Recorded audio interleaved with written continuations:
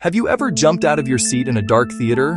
Have you ever felt your heart pound, your palms sweat, all because of something you knew wasn't real? That feeling is a kind of magic. It's a trick, a beautiful, complicated illusion crafted by artists.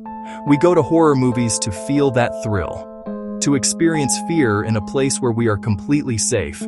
But how do they do it? How do filmmakers reach into our brains and flip the switch that says, "Be scared"? It's not just one thing. It's a careful dance of many different elements. The secret starts with the simplest things, lighting, or, more importantly, the lack of it. Shadows are a horror director's best friend. What you can't see is always scarier than what you can. Think about a long, dark hallway. Your mind starts to fill in the blanks. Is there something at the end of it, or is it just empty space?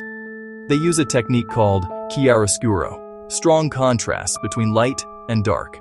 It creates terrifying shadows where anything could be hiding.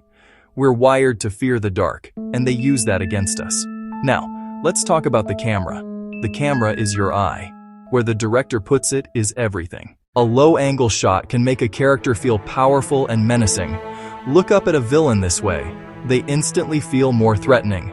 On the other hand, a high-angle shot makes a character seem small and vulnerable. They look trapped. Then there's the classic Dutch angle, where the camera is tilted, making the world feel off-kilter and unstable, putting you on edge without knowing why. The way the camera moves is just as important as where it's placed. A slow dolly glide toward a closed door builds incredible tension. You're moving forward, but you don't want to. Your brain is screaming to turn back. But the camera keeps pushing you closer to the unknown danger behind that door. Or consider a shaky handheld camera. It puts you in the action, running for your life alongside the character. It feels raw, chaotic, and terrifyingly real. It breaks the barrier between you and the screen, pulling you into the heart of the nightmare.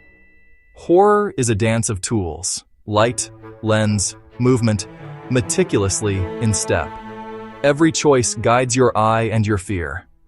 Let's close our eyes for a moment and just listen. Sound is maybe the most powerful tool in the horror toolbox. It can get under your skin in ways visuals can't. Music is the emotional engine of the film. A slow, mournful cello can fill you with dread.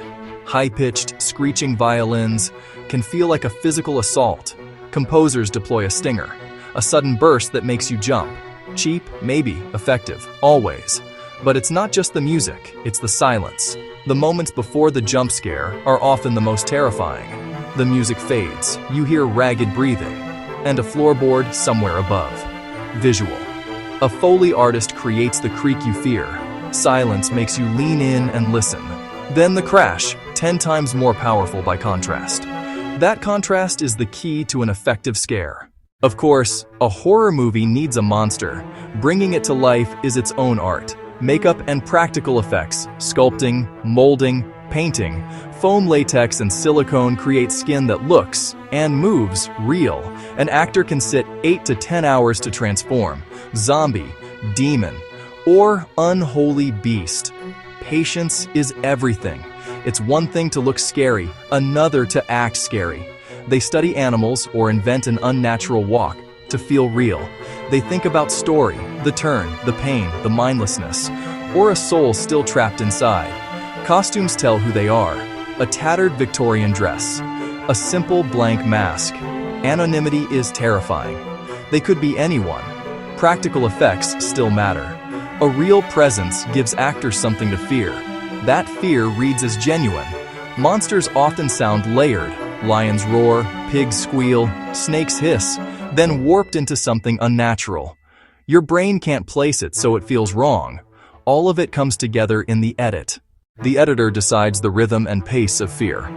Timing is everything.